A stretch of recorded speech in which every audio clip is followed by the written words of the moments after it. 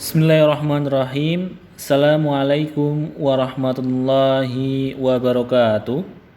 Bagaimana anak-anak kabarnya? Insya Allah kita senantiasa diberikan kesehatan sehingga kita dapat belajar di masa pandemi kali ini.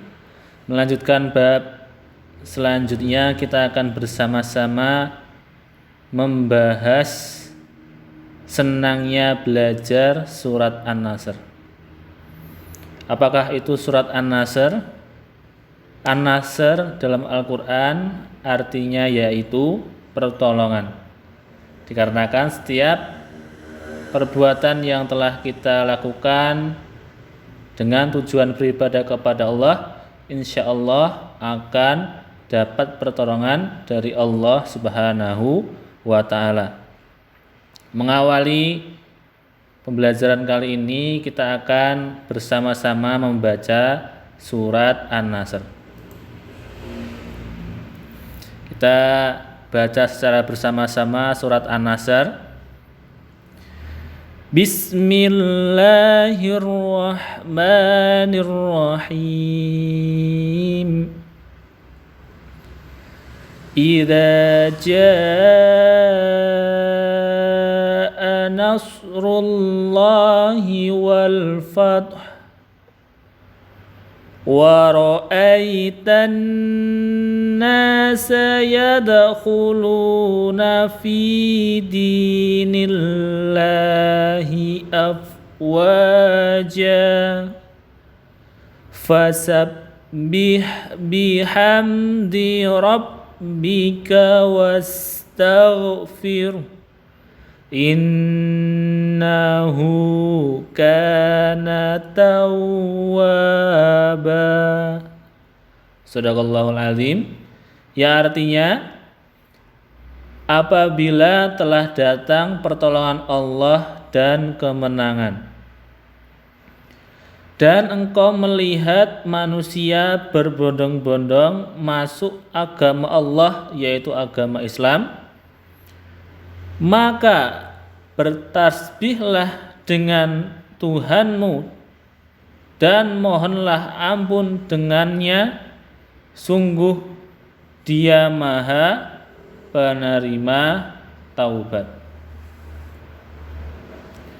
Dengan sesama setelah kita mendengarkan serta membaca bacaan surat An-Nasr dan artinya, kita layaknya mengetahui bagaimanakah deskripsi dari surat An-Nasr.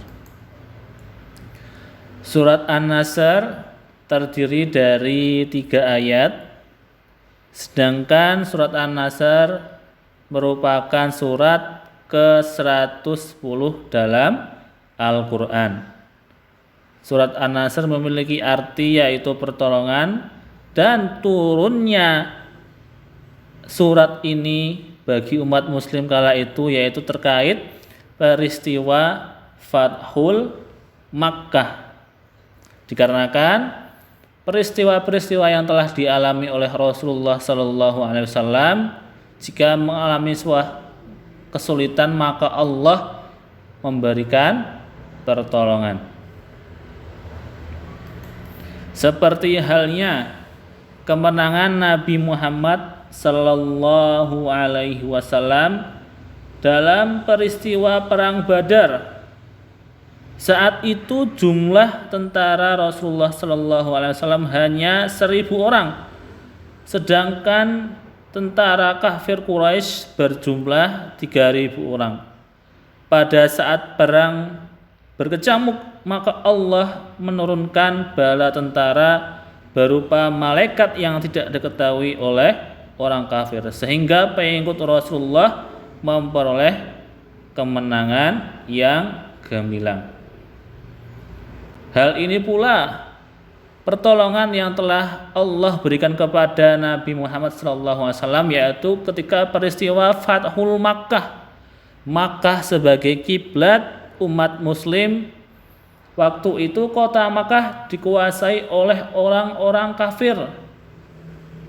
Akan tetapi pada saat itu orang-orang kafir telah ditaklukkan oleh tentara Nabi Muhammad. Nah, ada dua hal yang dicatat dalam surat An-Nasr setelah pertolongan Allah, yaitu setelah pertama orang-orang kafir berbondong-bondong masuk dalam agama Islam, dan yang kedua yaitu masuknya Islam orang-orang musyrik Makkah juga didorong oleh sikap Nabi Muhammad SAW. Dengan orang-orang mukmin yang baca tasbih karena kebebasan Allah, maka kita selayaknya meminta ampunan hanya kepada Allah. Dengan kemenangan yang telah didapatkan, dengan kemenangan yang telah diraih oleh orang-orang mukmin, maka selayaknya membaca tasbih dan istighfar. Tasbih yaitu dengan subhanallah, dan istighfar dengan astaghfirullah. Dengan mengucapkan subhanallah dan astaghfirullah, ketika seorang muslim dan mukmin meraih kemenangan, maka akan terhindar dari perasaan takabur ataupun sikap sombong. Nah, bagaimanakah pokok-pokok isi surat An-Nasr? Pokok isi surat An-Nasr adalah pertolongan Allah akan datang dan Islam akan mendapatkan kejayaan. Ketika agama Allah yaitu agama Islam mengalami sebuah kesulitan, mengalami sebuah kegundahan, maka berdoalah kepada Allah, maka pertolongan Allah akan datang.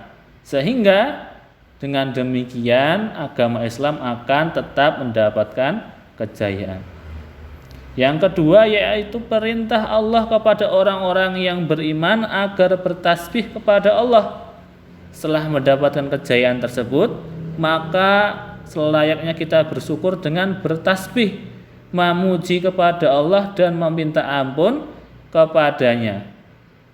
Walaupun waktu itu kita mengalami peristiwa yang menggembirakan. Dengan bertasbih, dengan meminta ampun kepada Allah dan serta memujinya, itu merupakan sikap tawadhu kita, sikap yang harus kita lakukan ketika kita bergembira dan terhindar dari sikap takabur. Dengan demikian, ketika kita mengalami pertolongan dari Allah, seharusnya kita bersyukur. Kita mengalami dan mendapatkan pertolongan dari orang lain, kita seharusnya bersyukur dengan mengucapkan alhamdulillah. Demikian materi yang dapat disampaikan pada hari ini.